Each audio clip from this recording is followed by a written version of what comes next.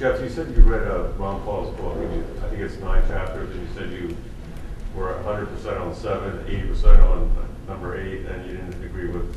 about 50%. Yeah. Why don't you kind of like go over like what you agree with Ron Paul, and then we can kind of dissect it a little bit. Well, the first place I agree with everything that Dr. Paul says. It has to do with the war. How you doing? I'm Jeff George. Please come on up. Come and have a seat if you want. I think, I don't know if I need to rehash any ground here, but I think his opposition to the war and the opposition that he showed from the very beginning was right on, from the fact that it was unnecessary, from the fact that the way that it was prosecuted was illegal, and from the fact that America, we need to get back to what the founders of this country intended for our foreign policy, which was to avoid unnecessary entanglements, with foreign powers. That we should have a policy that is friendly to everybody, but allies with none, for lack of a better term. And I think a big part of the problems that we see, I think one of the greatest dangers that we're facing over the rest of this year is the potential of going to war with Iran. And this is a situation where we have extremists, ideological extremists in the U.S. government and ideological extremists in the Israeli government who have essentially hijacked our foreign policy. And a lot of this has come about because we've allowed ourselves to become too closely entangled with Israel. I think it's facile to say that Israel controls the U.S. or that the U.S. controls Israel. The bottom line is that we are too closely entangled. When you can't tell the foreign policy apart from one country to the next, there's a serious problem with that. And this is the situation that we have now. And I think getting into another area where I agree with Ron Paul, our big weakness right now, the Achilles heel of the U.S., is economic. And that weakness is in the dollar. And we have to get back to some sort of sound monetary policy on the first step. And the second step, we have to get this deficit down and get rid of this deficit. And we also have to take a look at how we're doing business around the world. Because if we go to war with Iran, I don't think it's at all alarmist to say that given how China and Russia will probably react to this, how the oil market is going to react to this, given the level of speculation that we've seen driving oil prices now, it's very realistic that we will end up in a global depression. And coming out of the back end of that depression, I'm not sure that American power is going to be anywhere near what it is today. So this is this is a concern that I have. I think the economy is sort of it's sort of like the strength of an egg. I mean, depending on which way you squeeze it, it's incredibly strong. It does its purpose, but it's fragile to certain stresses. And I think expanding the war on terror would cause that stress. Isn't it true though that all the precursors that it predicted for the catastrophe with oil prices that's happened already have already happened without the attack on Iran? All those things, the speculation in and of itself, or wherever the source of it has driven, fuel prices to the roof. They thought that that's what it would take attacking Iran for that to happen, and it all happened without that. Well, I think one of the things I was talking to a Muslim gentleman actually yesterday, and a lot of people have it in their mind that Iran is a separate war, that Iran would be a separate event, and Iran, I think, like Admiral Mullins and a few people that are going out now are very correctly saying that it would open a third front of this war. I think everything that we've seen happening with oil prices and everything that we've seen happening with the dollar as a result of the Iraq war and everything else that's been going on. And I realize that's not the only thing that contributes to it. I know that there's a lot more. But I think that was sort of the initial cause that pushed everything from a gradual increase to the out of control increases that we're seeing now. I think some of that was psychological, some of that was actually a result of what happened in the area. But the bottom line is what you're saying. It's a continuation. I think the situation could get much worse. I think $150 a barrel, $200 a barrel, a price spike to that high. The first time a tanker gets shot down in the Straits of Hormuz, I could see that happening. So, well, look at what happened already. We were just, Sean and I watch a lot of documentaries and stuff like that. We were just watching what happened with Halliburton going in and all their employees and the waste. Our tax dollars just waste. You know, and both of us are retired from the Navy, so we saw firsthand how people don't realize that it's their money. It's our money that we're wasting. For most of 25 years, I could hit Iran with a rock. Yeah. Where I spent most of my adult life. So the problem with the fuel prices is just a small, in my opinion, a small thing. But I think what all of us are here looking for is someone, even if it would be me, which I have no clue how to campaign or be, but we want to fix these problems. And so we're looking at you saying, well, is this the guy? is this the guy, one of the guys that can go into, because I wrote down, what are you going to do different than all these other people? How are you going to influence? And I know from experience, it's hard to influence a big crowd of people who are used to doing, this is how we've been doing it, this is how things have gone. What are you going to do to influence those people? well, this is to pay attention to your bill and not let it sit there and expire after 2 years and, stuff like that. He's going to salt their food. Right. Well, I really came here wanting to know the answer to that question. This is the reality of congressional politics. The reality is that any politician can come up there and say that they're going to change everything. But when I get elected, no matter what kind of mandate I have here in Southwest Florida, when I go to Washington, I'm one of 435 guys. And then there's another 100 guys in the Senate, and then there's God knows how many people. And, Nancy Pelosi. Yeah, exactly. And we just had a discussion about her on the way up here, and it wasn't complimentary. It's hard to, well, it's very hard to influence those people. What we have to do, and this goes back to the way that we're doing this campaign.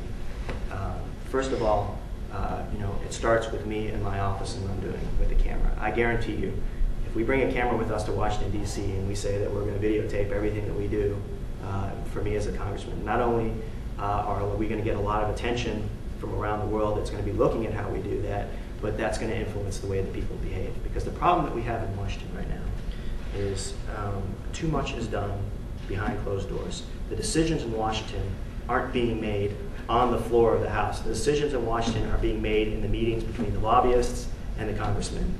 Half the time the lobbyists, when they show up, they've got the legislation already written. They've got that underneath a check. People don't even have a chance to read the bill. Exactly. The last one, the housing bill was 600 pages, and Ron Paul said they snuck in the credit card. A perfect example. Yes. Basically. They paid the recording.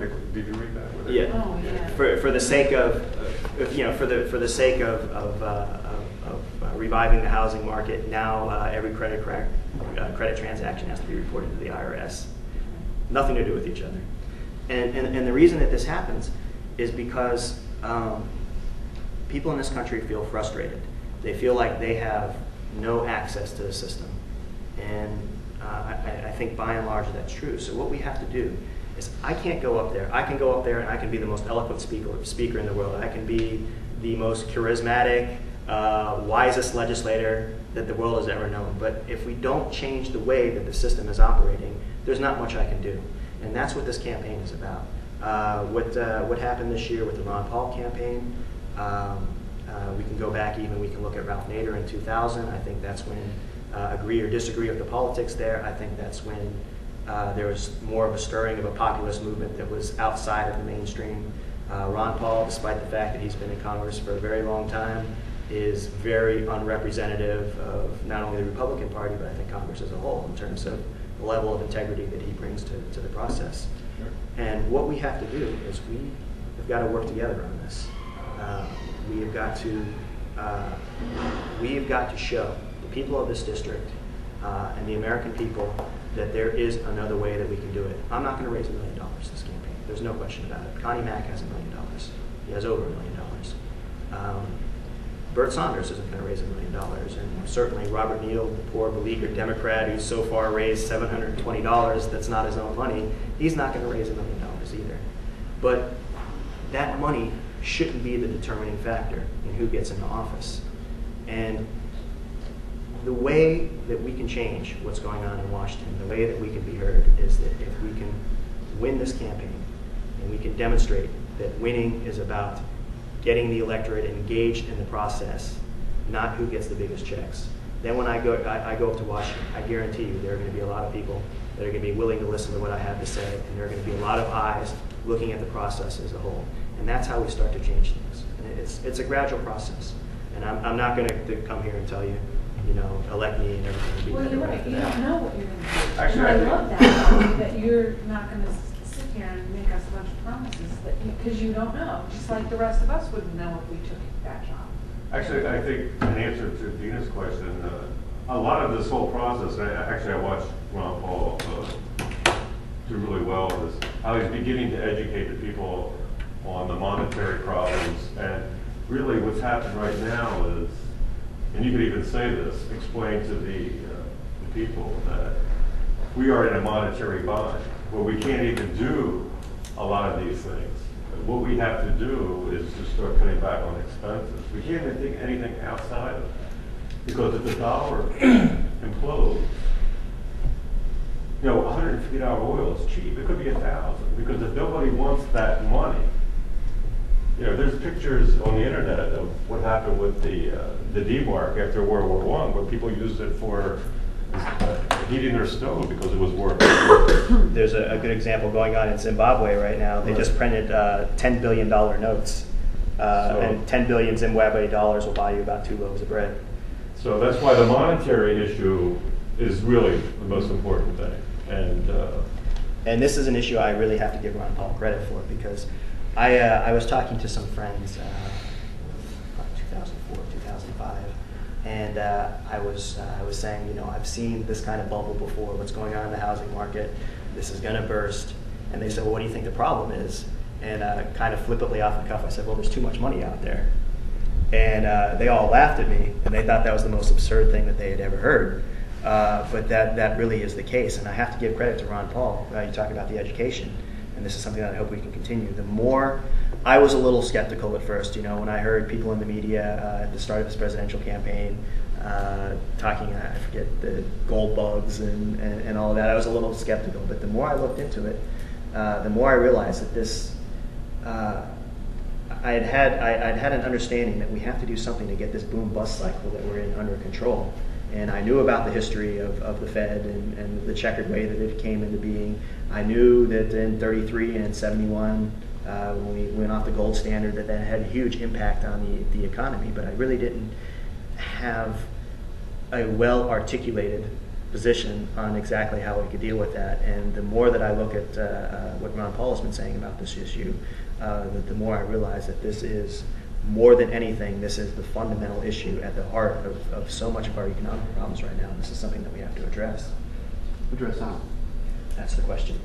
I know the first step that I hear Ron Paul talking about is fixing some sort of standard again to gold and silver, which if the U.S. existed in a vacuum, I think would work no problem. The question that I have, and I'm saying this, I sincerely don't know at this point, is how viable would that be when we factor in the rest of the international market? Well, I think what he wants to do is he doesn't want an abrupt change. Right. His first step is to take the taxes off competing currencies, or even gold. That way, it'll be a gradual process. But eventually, he wants to challenge the institution of the Federal Reserve. But he even admits that such an abrupt change would be chaotic. You know, we do need an institution that that fulfills the function that the Federal Reserve fulfills. And I think, and nobody that I've talked to who's at all well informed on this issue thinks that we just need to, like you said, just suddenly do away with the Federal Reserve. That's not realistic. Why do we need such an institution? Well, ultimately, I'm not saying tomorrow. I'm saying well, you have to. The problem that we have now is that we have this boom and bust cycle that comes from flooding the market, basically with credit and money that doesn't really exist. Now, if you go back to who's flooding the market? This is coming from the Fed. All right. Basically, So, every time the Fed drops the interest rates. okay. So that's what I'm asking. I'm saying. Well, this is what I'm getting to. Okay. Now the problem that we had before the Federal Reserve was instituted is that they had every 10 years they would have a bank panic. Mhm. And so I think ultimately what we need is we need a financial institution. We need an institution that does look after the money supply to a certain extent, but we want to make sure that it's a transparent institution and that it doesn't have a lot of the powers that the Federal Reserve has now. Well, there was pros and cons to those panics, because that acted as discipline to the system.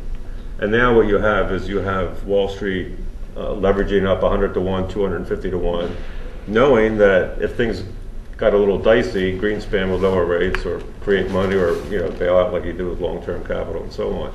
But the fact that there was fear that there could have been a bank panic before 1913 when the Fed was instituted, it acted as a way for people to be conservative in the way they invested. And also the growth of the United States up until that time was phenomenal, and there was virtually no inflation. So in defense of what Bruce says, maybe you really, it's going to be hard to do away with the Fed completely, but that's something that should be a goal. Well, because anytime you have human, I think your point was pretty fair. it's human nature. I'll be able to buy you off someday, or whatever. Okay, this is I think I don't know if and maybe you can tell me if I'm incorrect here. I don't think this is an area that we disagree outright with, or that I Right. disagree with Ron Paul. Right. But it gets back to a fundamental philosophy about government and about the market. The problem that we have right now is that we have people on the left who are screaming capitalism is bad, capitalism is evil, and then we have extremists on the right who are saying government is bad, government is evil, we have to do away with all forms of government. And obviously, the fact that all of us are sitting here today, none of us agree with either one of those statements in the extreme. Because if we didn't feel that government had some potential to do good, we wouldn't be here talking about an election campaign. If we didn't all believe in this is the Constitution, we wouldn't be here. And this goes to my fundamental philosophy on government, is you have to maintain a balance between individual rights and our shared responsibility. And I think the best institutions in society to look out for the individual are the private institutions, the free market, everything. And for good or bad, when it comes to shared responsibility, the best institution is government.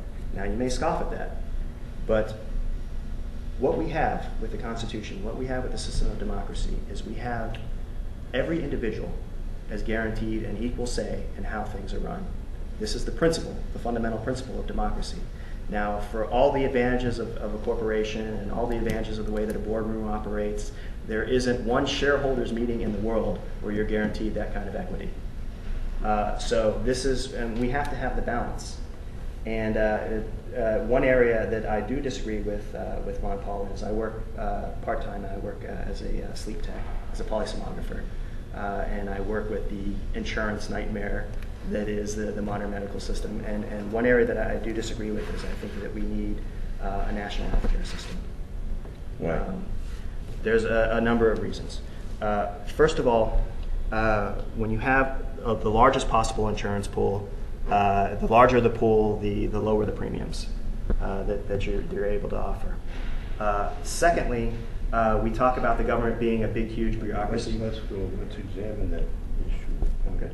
You're saying the larger the pool, repeat The that. lower the premiums. That assumes that the pool gets larger, there's not interference from government regulations, bad guys that are gonna take advantage of that largeness of the pool, that it's not gonna create a reaction, behavioral change among the people that are part of that pool, that are gonna use that pool. And so, you know, just like we've seen with And welfare, that gets- you know, you're right. It takes responsibility away. And to me, what we're about is freedom of choice and responsibility. Mm-hmm. And if those two don't go together, and healthcare, universal healthcare, takes away individual responsibility. And I don't Well- particularly care if some guy is run down in the street and doesn't have insurance. That's his choice. I don't, you know, I shouldn't pay for it. If I want to have, like you were saying earlier, a private organization that's a charitable organization, and I believe in that, that's fine, that's my belief. But if I don't believe in it, why should I pay for it? And I think it has a negative impact because it creates behavioral changes that become abusive. You know, we've already actually tried this once before, and we called it Social Security. That's right. Well- Just call it something else. And if you want to know what a government-run system is, and you've been in the Army, and you still want to do this, I'm confused. Well, I've also You worked in the know corporate what world. happens. And Yeah, but what the I've seen- corporate world isn't capitalism. The corporate world is a government-granted monopoly and control, and a corporation takes away responsibility. You know, so We're in complete agreement there. you know, so there, you know, the whole concept of corporation is anti what we should be about, and that's individual Except that responsibility. under the FDA, we have that control. We are under control of the FDA presently. But we shouldn't be. Children that are forced to have immunizations. But we as an shouldn't be. example. That's right. That's right. Okay. So one thing that a national healthcare system would do is take out the profit incentive from the pharmaceutical companies. Absolutely. But profit doesn't, you know, profit amounts to what, 6%, 8%, 10%? I would, As opposed In to, the you know, pharmaceutical, I would say it's much higher than Oh. that. Yeah, I would say. what is 300, it? What's the 400, return, 500? what's ROS and what's ROS in the pharmaceutical? I would say it's triple digits. ROS? 100. on the Yeah. product Bottom side. line? Yeah, on the product Bottom side. line ROS of a big Like pharmaceutical? a typical pill for, let's just say. I'm not talking about a pill, I'm talking about the overall profitability of a pharmaceutical. A pharmaceutical?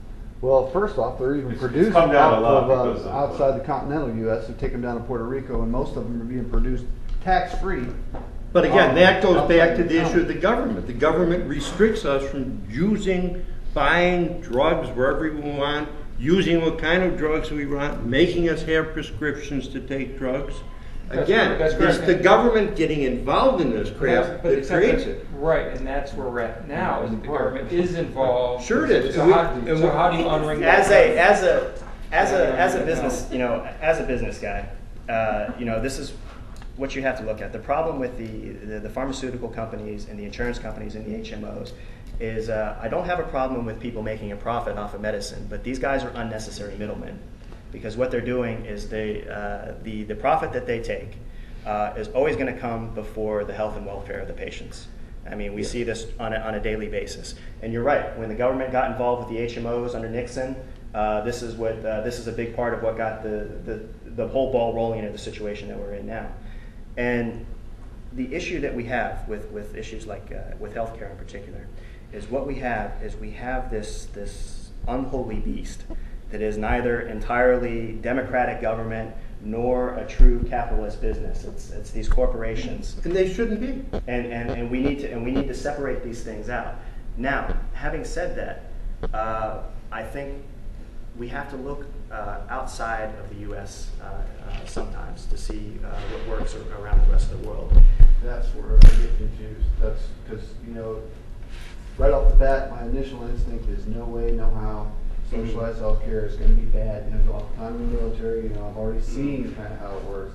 At the same time, you look at the global situation where countries that have socialized medicine, that are a free society, that have free elections, the healthcare issue in those countries is never an election point. Right, but is the health care good? I mean, I lived in England. It's not good here, okay? Right, It's but not I lived good in here. England and it was horrible. If somebody wanted to get an operation, you know, and the industry that you're in. But NHS is completely socialized. I mean, the doctors work for the state, everybody, and that's not what we're talking about. And everybody there carries private insurance, and they have private doctors, so you've created two monsters there. You know, the industry you're in is really the answer to healthcare, and if you leave it alone, it'll take care of it, because once you get internet diagnosis, internet capability to treat yourself, the whole issue goes away. That's the freedom, if we have that freedom. Respectfully, I would have to disagree a little bit with you on that, because you know, what I see is we talk about government being a huge bureaucracy, which it is, no question about it. It's an inefficient bureaucracy. The problem that we have now, and I can see this every day in the office, is we're not dealing with one bureaucracy, we're dealing with 200 bureaucracies. Every insurance company has its own set of bureaucracy. Every insurance company has its own set of standards. Now, all of this, you know, all of these things taken together, the problems that we have, you know, basically 1 out of every 6 Americans right now has no health care insurance. If we tack to that, there's another 50,000 Americans who are who aren't receiving medical treatment they need because it's not covered under their insurance. So basically, 1 out of every 3 Americans in this country is either getting doesn't have adequate access to health care. Now, that's a moral issue. And That's right, and my answer is, so what? Well, no, that's not really true either.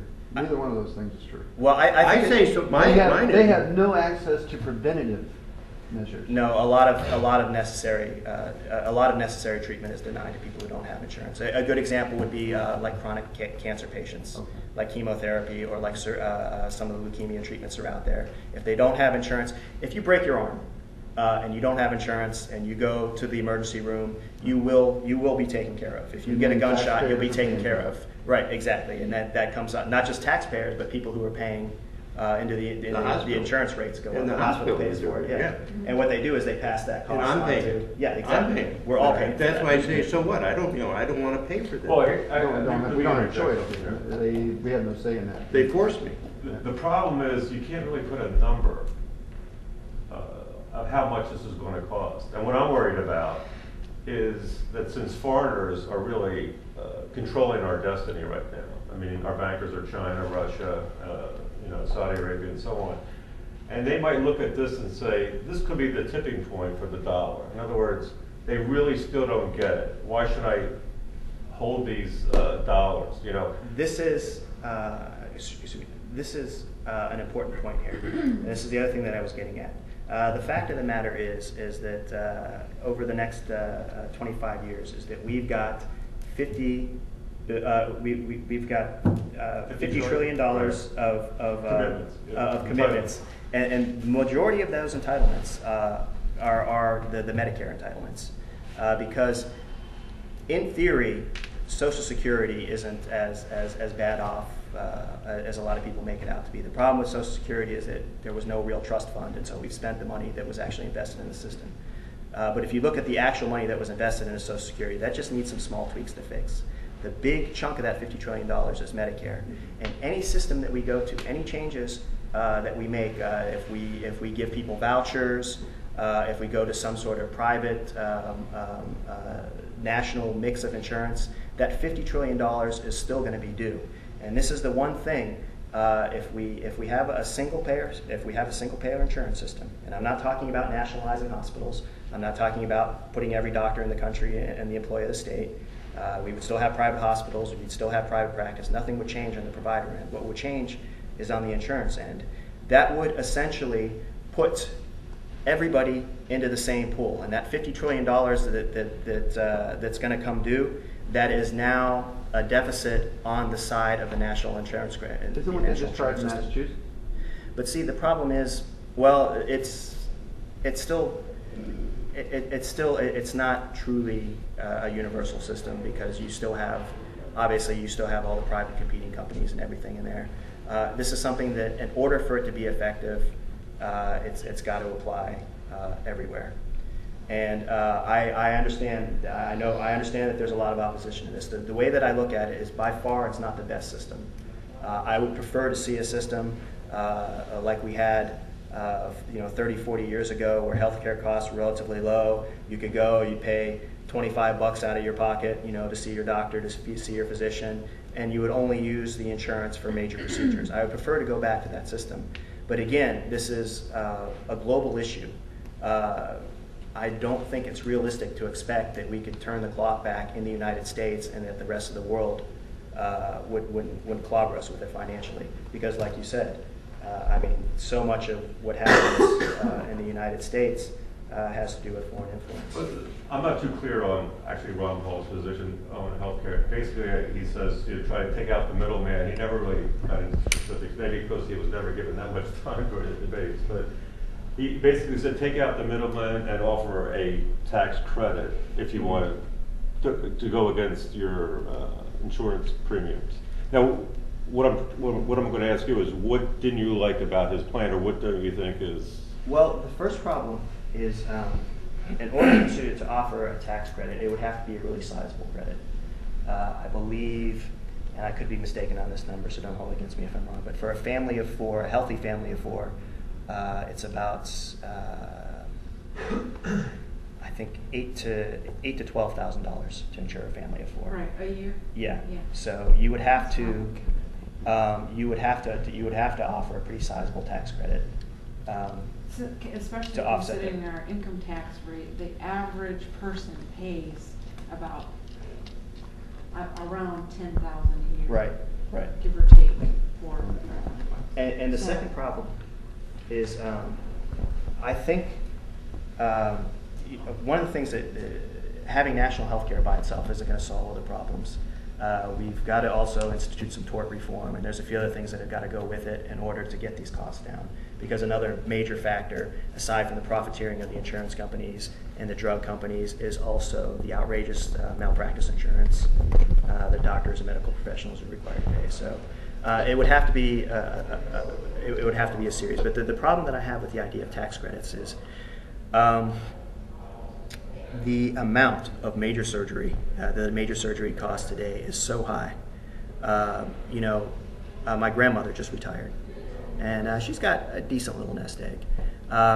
And there's a disturbing statistic that came out that everybody who's going into retirement age this year is going to spend about $150,000 to $200,000 out of pocket on medical costs before they die. And so the problem that I have with just offering tax credits is, okay, say 3/4 of the people out there are smart enough and more importantly, making enough money per month that they can afford to actually take that tax credit and use it on insurance. And that leaves us with 1/4 of the people who don't have insurance. Now, when those 1/4 of the people, and you may feel that you have no moral responsibility towards their health, but the problem is when that 1/4 of the people, they go to the hospital and they have a $200,000 medical bill that they can't cover, who pays for that? Right. Who lets them in? Right. My attitude is, why let them in? Right I now, forget they're what only you said. required to You be need to admitted in to federally funded or hospitals. That's right. And So the some only they way, do, some they don't. Well, if you're going to try and tell anybody, any doctor, anybody in the medical profession, that they have to skip their Hippocratic oath and not treat people in need because they... If they make the choice to treat them, that's fine, don't charge me for it. Don't say, I'm going to treat you, but I'm going to make you pay for it. But Now, unfortunately, what it has to about, come from somewhere. We try not What to have about a caste, we try not to have a caste system here. Because it's it ends up being that way. Somebody's, I agree with your premise, I absolutely do. But if somebody was dying on your doorstep, would you just kick them to the curb? but that's my choice. No, but I'm That's asking. my choice. No, I agree with you. But would you do it? I'm asking you If personally. they're ugly, yeah. Well, you know what though? But let me just finish one more point. What about the 20 million or 30 million or 10 million immigrants that are here? Illegal They're aliens? going to explode that. Well, no. And the other thing, when I was a kid, and I'll Not bet gonna, you they it's do. 10 They times. already do. Yeah, you're right. I went to the doctor once when I was a child. I'll bet you the average person probably Yeah, it goes, is ridiculous. and that's because of the system. Right, because you take a The- pill, we're not healthy. that requires you We to don't take 3 more. take care of ourselves. Because there's lots of things going on. There's hormones in our milk and food and all this junk. Everything is This junk. sweet. Thank you, Donna. It's everything down to today. I knew my neighbor's lawn needed to be mowed. They're an older couple, and da da da da. And I see the 10-year-old with the ADHD, some kind of stuff. He's on drugs and da da da, lounging in the pool, and the lawn needs to be mowed. And I'm thinking to myself, No way. this is the kind of, Yeah, you know, he yeah. needs That's right. to lose 100 pounds. That's right. So I agree. That's the I issue. mean, we're just trying to put a Band-Aid, Jeff. That's I right. really Instead think of- this is a that's Band-Aid. right. We That's need right. to address what's The causing. core. Because when we're not sick, we don't go to the doctor. And I feel like when I go to the doctor, he wants to make money from me. And he ain't gonna make any money if I'm not sick, so Right. he's not really trying to make me better. Right. Let me And this add is- one guy to this, and this is a guy I don't know if any of us can really stand it, Michael Savage. He's been on a rant and rave on autism. And the bureaucracy has expanded autism so they can make more money. And that's what's happening. Same thing has happened with, what is it, with diabetes. Yeah. And this is again, this comes back to that unholy And- But what private government ADD, alliance but- that we have between these corporations. Exactly. But And what this she is something that we have saying to is check. we don't want to put a bandage on, and healthcare is a bandage, the core. It's just like, there was a program on TV last night, 2020, and some girl was used by the sheriff's department in Jacksonville or Tampa or Sarasota as a go-between, and she was busted on drugs, and she was a nice, clean girl, but she was busted on drugs, and they used her to go after 2 drug dealers. Right. She got killed. 2020 is going after the police department, whereas the core issue is, why was it illegal in the first place? Exactly. And that's the same thing is, you know, the more we put on top by, the healthcare is gonna just grow and be destructive and be, you know, everyone's gonna go every day to a doctor. My wife goes to the doctor every day because she can. That's not necessarily a bad thing. Now, I agree the profiteering that occurs from the drug companies, and there are, I can personally attest to this. There are some disreputable physicians out there. Don't need an MRI. They're sending you to an MRI because they make money off of it. That happens. It's not the majority of doctors by any stretch of the imagination, but it is out there. But